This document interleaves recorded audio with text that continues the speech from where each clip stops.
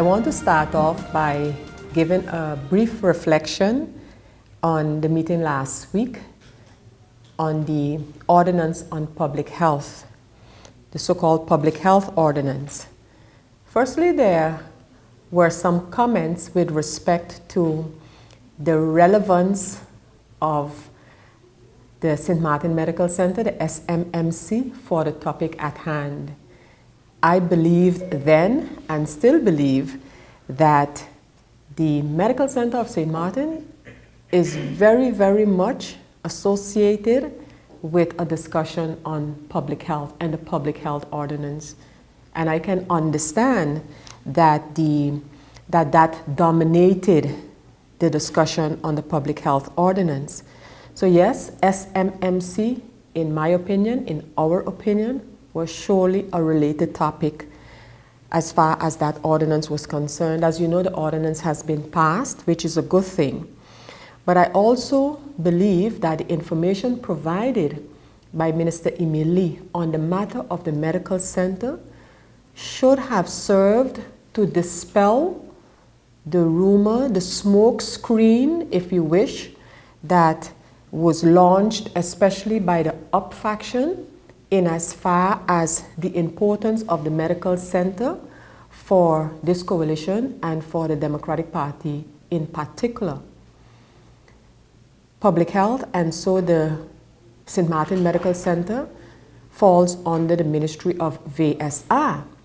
And it was important for the public of St. Martin to understand where we are at today, one, with the St. Martin Medical Center, and why it is so important that before any decision is taken with respect to a new hospital, expansion of the hospital, that we get the St. Martin Medical Center on a good footing. I don't even say a strong footing, but a good footing. So again, I hope that that smoke screen that was created regarding public health and the St. Martin Medical Center, that has been dispelled. Our first concern is for the medical center to get some breathing space. And clearly, financially speaking, they don't have that at this time. So that's where things stand. A lot of information has been presented, and I hope that the public of St. Martin was able to dissect that and understand where things are at and why the steps that have been taken have been taken. Nothing against any plans that might be there, but this government and Minister Lee for sure are adamant about receiving all of the information, and that plans are substantiated. But I think critical to the discussion is, what are the needs of St. Martin? That question needs to be answered firstly, and it can be answered by anyone else than St. Martin, the stakeholders, the professionals in the area of public health.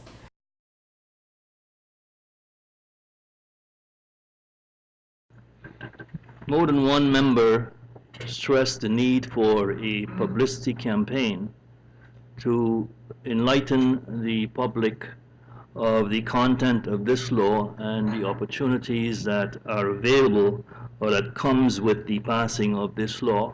And indeed, I will champion that such a campaign be conducted to a degree that as many people as possible can be informed as to what this law really entails and what it would mean for them.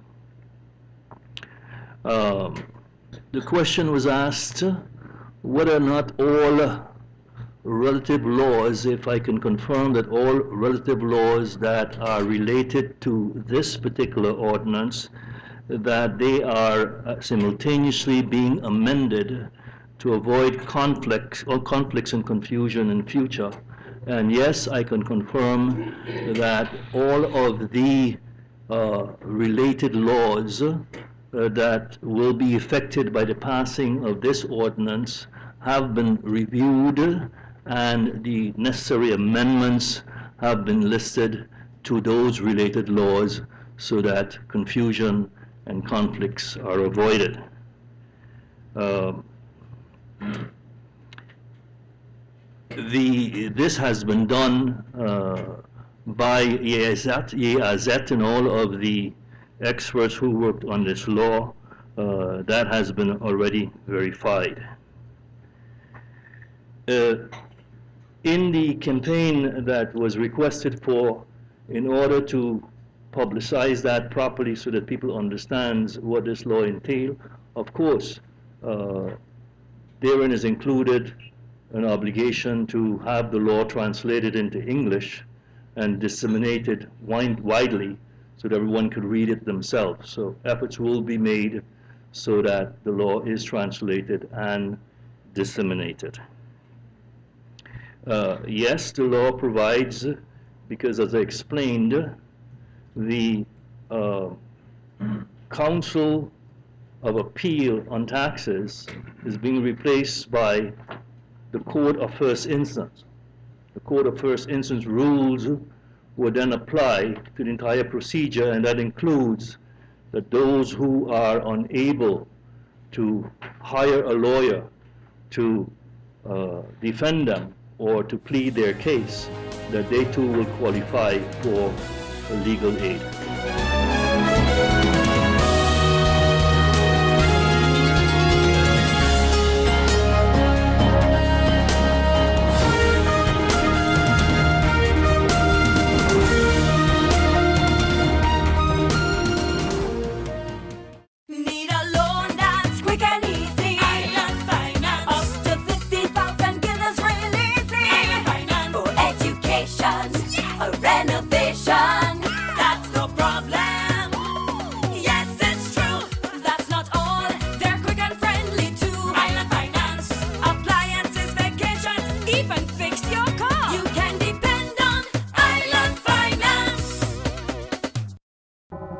I'm feeling funny, man. I feel like I'm getting a pain in my chest.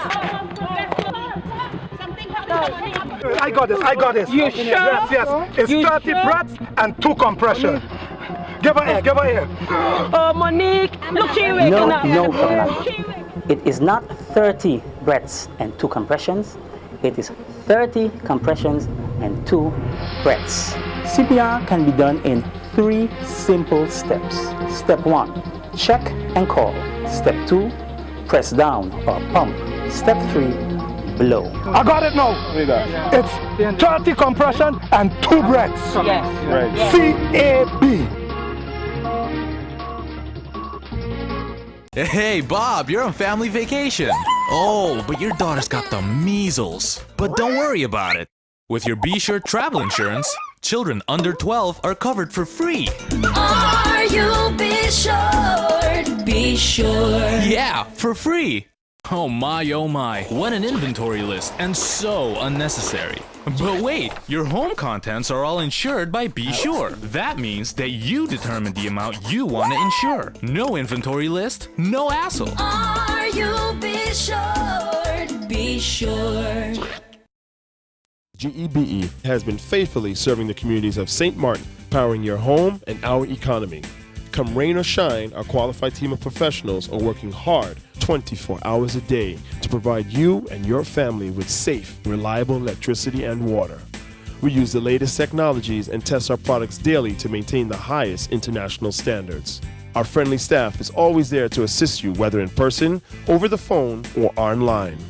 We are committed to constantly improving our products and services, making them more efficient, effective, and environmentally friendly to serve you better today and our next generation of clients tomorrow.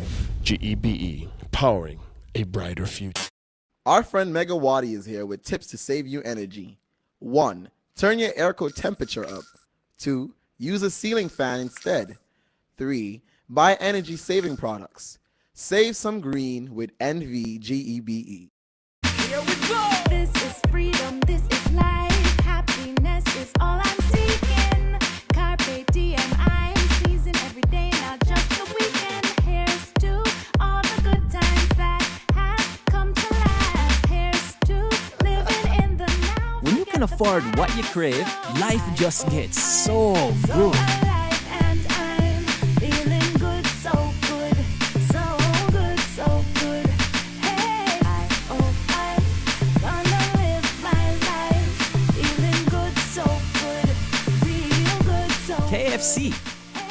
good for everyone.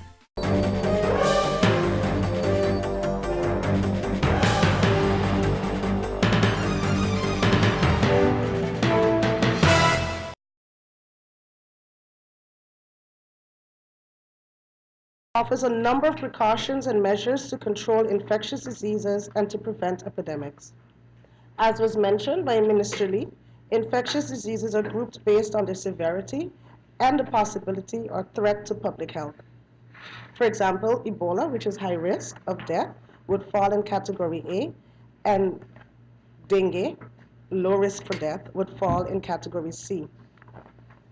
The system of infectious disease control is designed to effectively control public health risks that have a potential to cross borders. The system includes notification responsibilities for the healthcare providers when it pertains to their patients, and for pilots and officers in command of ships and aircraft when it pertains to persons coming into the country. The system also focuses on goods coming into the country. In case of reasonable suspicion of contamination of goods, several measures could be taken. The importation of these goods could, for example, be prohibited. In addition, both the port and airport have a responsibility to meet international regulations from perspective of infectious diseases. They must also have an emergency plan in place, and they must appoint public health emergency coordinators. One form of protection in infectious disease control is the obligation for physicians and healthcare institutions to notify collective prevention services when they suspect or determine one person of being infected or a list of persons of having an infectious disease. A group of persons, sorry. On the slide, you can see the notification system. Based on the type of the disease, the physician will, within a specific time frame, inform collective prevention services of the disease he suspects or identified. CPS notifies the Minister and the Inspectorate of Public Health, Social Development and Labor. The Minister can decide to take a number of measures to protect the population against the spread of these diseases. The Minister is required to inform the public prosecutor of the measures taken because of the severity of these measures, such as infringing on individuals' freedom. If necessary, the public prosecutor can request a continuation of the measure through the court. Because of the far-reaching implications of these measures towards individuals, primarily in Group A and B, the ordinance regulates a specifically designed procedure as judicial review of the measures. Legal counsel is provided when a measure is taken.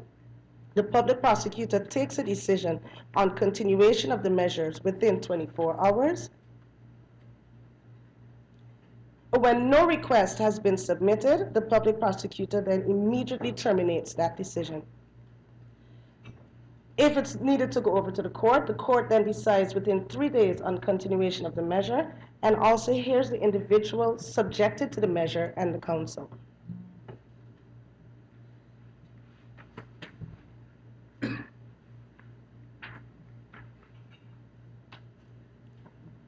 When it comes to people entering St. Martin, the Minister of Public Health can instruct port, airport, and transport operators to take a number of measures to prevent the spread of infectious diseases.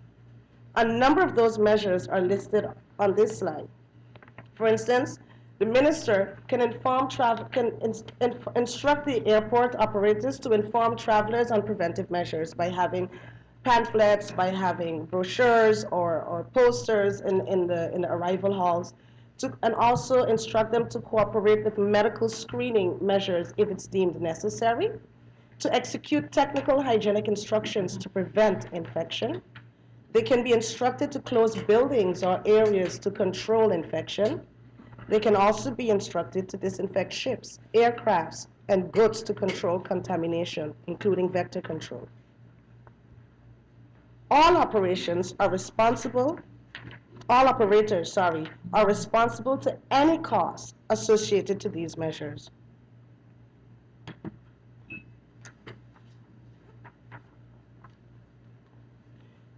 When it comes to the importation of goods, measures can also be taken to protect the public health and to prevent the possible spread of infectious diseases. In case of a reasonable suspicion of contamination, the importation of goods can, for example, be prohibited. Importing produce from an area that has been contaminated with E. coli or chicken imported from an area that has been identified as infected with bird flu or another zoonotic disease. However, an infectious disease can already have entered the territory if buildings, goods, or conveyances are contaminated, or if there's a reasonable suspicion of contamination. Several measures can be taken: disinfection, closing of buildings, or destroying of the goods.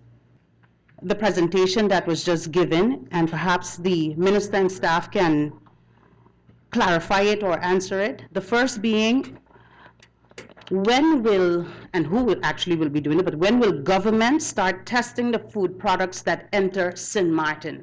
I am told that the lab, they're ready, but there's some problem with government and something is not happening. When will that start? And I ask that because in the presentation,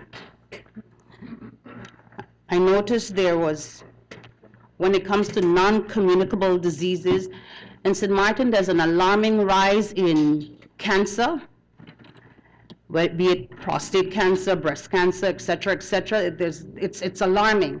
And I really would like to know what exactly is happening. Is it in our foods, or is it the food that we're eating? Are we testing our foods? I'm told that we're not. So that has my concern, Madam Chair, because we need to know what we are importing here on the island, because it's affecting, or let us know if it's affecting the health of the people of St. Martin. Also in that category, I see heart diseases and diabetes, which includes the rise also in kidney failures in a lot of our local people. So my question is the testing. When will the testing start? Because it's not being done, I'm told. The presentation talked about protective measures. Madam Chair, I'm concerned about who exactly is controlling. I noticed that the job of VSR to control certain aspects of health, but as it relates to, in the presentation, it talks about what the port or what the ships would have and the airports, etc. But who is making sure that they are actually complying with the certificate that they have, or with the regulations stipulated by government? I am very concerned about that. Madam Chair, looking at our the financial constraints of government, and it's also one of the questions that I asked since I believe in February 2015, and again I sent another letter October 21st. It's just one of the questions, and I'm hoping that the minister would also answer those list of questions. I will resubmit them again. The pre-existing conditions entering the island.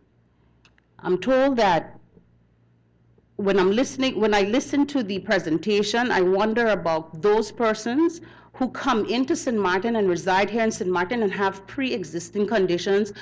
What does that do to our budget? Are we controlling that? I listened to the presentation as it relates to specifically the airport, and I spoke about it before. When you hear of certain cases coming into St. Martin, then you react. But the question is, do you gather, is there any entity that gather information from beforehand? It's again, the advanced passenger system. I gave the example the last time. If something is going to happen, you gather information from various entities, and then you compile a list. So a watch list is produced. Once the watch list is produced, you know, okay, country X, Y, and Z have a specific problem. They have not reported it, but at least we in St. Martin, we know, because we have practiced business intelligence, data collection as it relates to security matters in health, and we know from beforehand, before that country gives out that information. It exists, and I keep hammering on it, and perhaps if we don't want to speak about it in public, I will speak about it off the record. But it's something that is really needed because we do not know what is coming into this country. Only cases such as Ebola or hepatitis B, et cetera, you would hear it on the news, but there's so many other things that are here that we have no clue about. So I'm looking at the business intelligence aspect of it. Do we collect data and create a watch list? I'm looking at the Ministry of Health where that information then goes to the police detectives or police department where they then can compile a watch list. There are different types of watch lists. There are drugs, but there's also the health aspect of it as well because it's something vital to protect the people of St. Martin.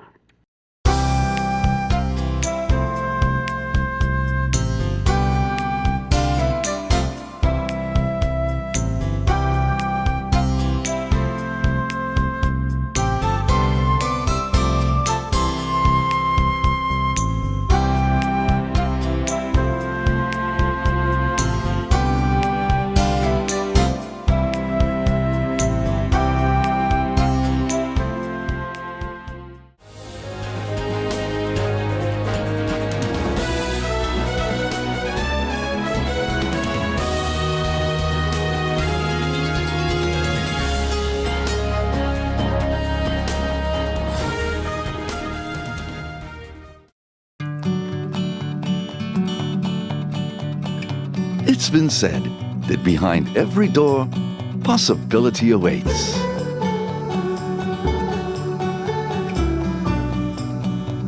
How much possibility depends on which door you open first.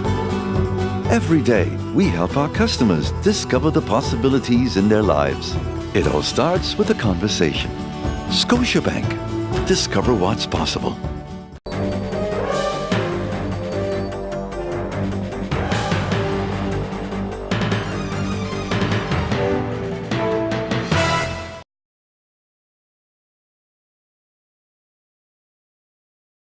When I was asked at first to speak at this Conscious Living Foundation, to be the 29th speaker, I was very reluctant, you know, and my reluctance really came from the fact of, who am I to stand up in front of you to talk about engaging ourselves in building a better community? You know, what authority do I stand on? You know, I'm by no means a Dr. Martin Luther King, by no means a Mayor Malcolm X, but after I thought about it quite a bit, I realized it's the same courage of a Dr. Martin Luther King. It's the same courage of Malcolm X. The same courage that Marcus Garvey had. The same courage of Franz Fanon, Walter Rodney, people like Angela Davis, the people like Queen Mary in St. Croix. It's that same courage that I stand before you. These are the pioneers who have set the stage for us, who give us this momentum going forward today. And tonight is that spirit and that energy that I stand before you tonight to encourage you, to be a support, to uplift, to challenge us, to call us to action plan so we can combine our gifts, our resources, our talents to build a better community, because it's about that. To build a modern state requires the concentrated strength and efforts of each one of you. If we do not build the roads, the bridges, and the schools, if we do not plow the fields and till the soil, if we do not carry on the trade and the commerce of this island, to whom shall we look for these accomplishments and these tasks? The wise mind of Emperor Haile Selassie, right? A better community can only be built if we decide to build it. Where's our courage to address the violence happening in our community today? To address the unemployment, to address the poverty, to address things like a poor healthcare system, access to higher learning, to address a disenfranchised political system that continues to force dependency on us. Where's our courage to stand up and say to ourselves, you know, we can't allow outsiders to come into our community and impose their values and their policies on us. Because when outsiders come in and impose their values and policies on us, what are they going to do? They're going to exclude us. They can't include us. They don't know us, right? So it's really important for us to be courageous. And that commitment to me starts tonight from each and every one of us. We have to ask ourselves the question, how am I engaged in the process of building a community? We have to stop pointing the finger and talk about them over there, they. What about us? You know, that's what has to become. What am I doing? What is Dale doing? You know, what is Jamila doing? What is Soja doing? So we have to individualize the process. For me, it starts with self-preservation. We have to know ourselves. Wonderful people at St. Martin, we must be confident in our identity as Africans. I'm going to shake us up somewhere I want to say because a lot of us don't believe this philosophy. And I'll speak to it loud and clear. No apologies. Absolutely no apologies. We come from a great people as African people. We come from a great heritage. Unfortunately today, most of us start our history with a diaspora of Africans from coming to plantations there in the West Indies, in North America, South America, Central America. We will always have underdeveloped communities, islands, and nations if we continue to identify ourselves only as descendants of slaves. This thinking of somehow we're inferior or we're less than, that's unfounded. You know, yes, we're in these Caribbean shores through slavery, but also include volumes more. Volumes more. We are the architects, the engineers of the splendid pyramids. We are the builders of the Great Sphinx, the obelisk.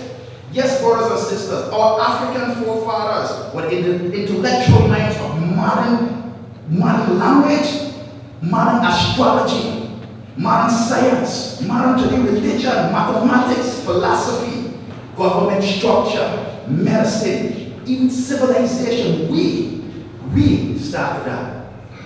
And you know what's happening? What's funny about that? You know, some of us will look around and say, what they were talking about. But individual food is still existing today.